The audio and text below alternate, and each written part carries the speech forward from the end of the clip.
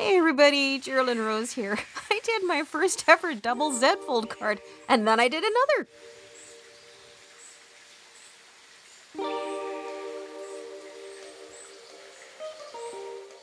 The first card, which you'll see at the end, was done during a practice session for somebody's Altenew Educator workshop.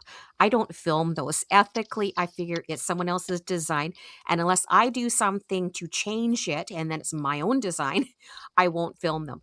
I did do something to change the design. I had a couple of ideas on how I could improve the first card I had done, and that's the first time I'd ever done a double Z Fold card. I found it a little fascinating, and I thought, oh, okay, what if I do this? What if I do this? So I started out again with this with a watercolor panel. This is Canson XL. It's not taped down to a board because I knew that I was going to be die cutting it, and it didn't matter if it got a little bit warped. I spritzed the back just to flatten it out while I am actually painting. So I used watercolor paints. I put some mica over top. I put some salt granules on, and I've put that aside to dry because the salt, it works better if you let it dry naturally, and then you'll get a little bit of bloom around it. While that's aside, I am cutting out my paper, and you want to do like a normal cardstock cut, but you don't want to score it in the middle. For this one, because we're stamping across 3/4 of the panel, I'm only doing the first quarter fold. And I'm masking it off so that I'm not going to get the background stamping over that 1/4 portion that is the part that flips into the Z fold on the front. Use my anti-static powder. I am using the Friendship Flowers again.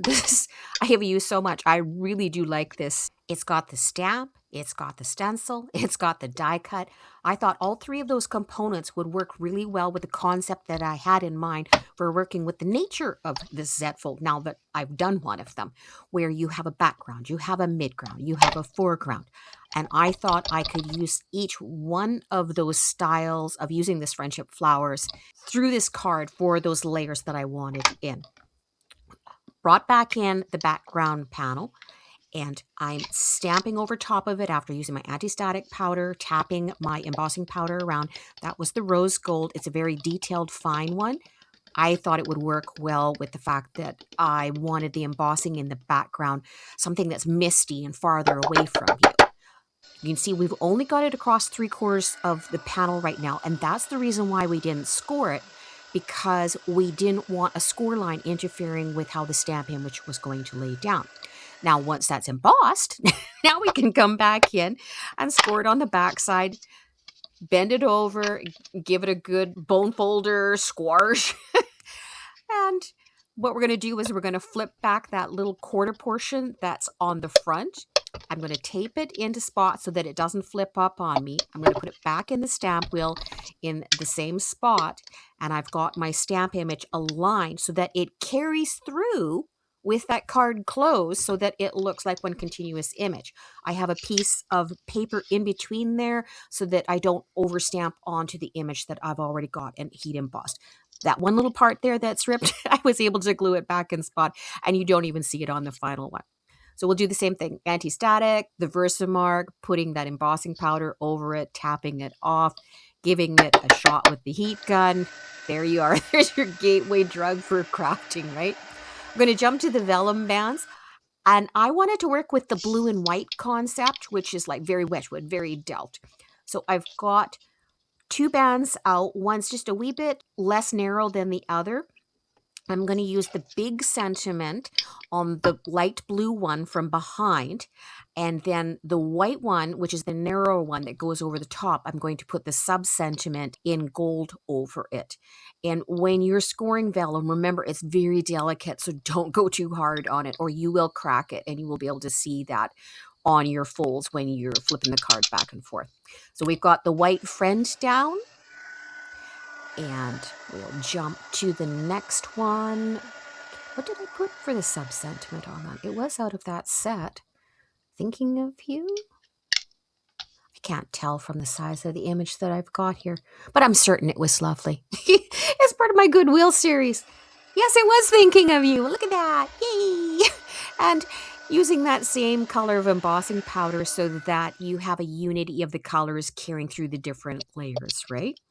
Now that that is done, we are going to put that last little quarter fold in and jump back to the watercolor panel, which is now dry. And I'm scraping the salt off of it into my mini garbage can, which I've had for years and years. I used to go with the crops with me. Die cutting it out with the honeybee. I think that was the winter birds die set. I don't have the Altenew cardinal. This one was very similar, so that's why I used it. I strategically had placed those die cuts so that I would have the darker in the background and that his breast here in the front would kind of have that blush of pink and orange over top of it. Now, this isn't a typical blue jay color. We have a lot of stellar jays where I am. But hey, it's crafting. You get to do what you want. And I like those colors because blue and oranges are complementaries. And that's what I chose. It's my card. I get to do what I want with it. For the branches, I'm going to glue these two together, which is why I'm swiping across the back side of that one with the brown ink. I gave those a little spritz with water too to kind of get them to distress out so it would look like tree bark. Jumping back to the panel now, I have grabbed the stencils out and I'm going to do a reverse stenciling. I'm going to do the background because I'm still thinking of that Delft Wedgwood look in my mind. Giving it a lot of water droplets, and that works really well because it gave it kind of a bokeh, fuzzy, misty effect for the background. Again, pushing it farther away from you to the back. Okay, what am I doing next? Oh, I think I am jumping to the portion that I want for the mid and the front. Yes. So restamped it again. I'm die cutting it first. I don't want to put all that work into stenciling these flowers and then die cut them and have them go a little bit wonky. You know how sometimes it starts out good, but then it pushes your paper as it's going through your big shot or whatever your die cut machine is. And then you end up with like, you know, 1/8 of an inch down at the bottom and only a 1/16 at the top where the edging is. That's why I die cut first. For the stenciling, obviously just go through in layers. I used the lighter colors in the larger portions, and then as we got more detailed, I went into the darker blues, and I want these a little bit stronger color than what I've got for that back layer, because these are going to be mid-ground ones, right? And when you look at like mountains farther away, you notice that things that are farthest away from you are more of a muted color. They're lighter, right?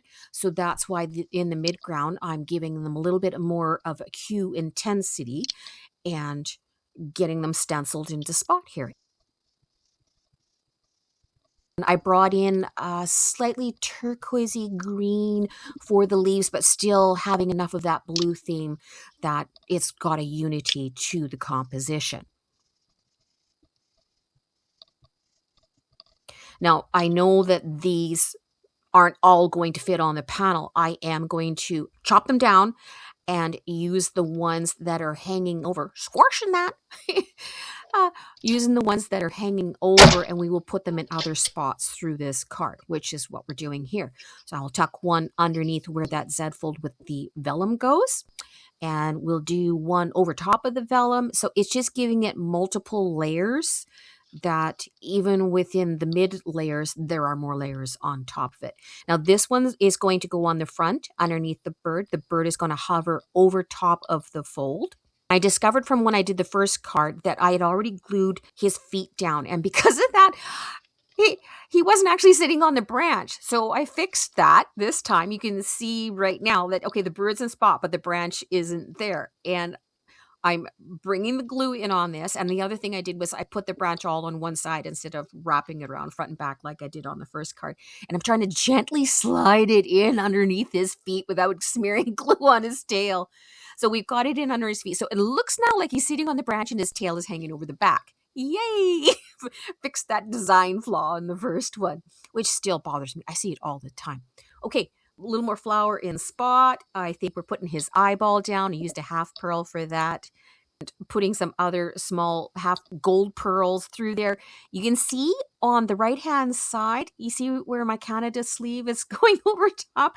I flipped one of those lower gold half pearls off and I didn't realize it until later, but I caught it before I did the final pictures. we re-glued one back on. This is where I'm bringing elements more to the forefront, putting some more over top of the vellum on the front.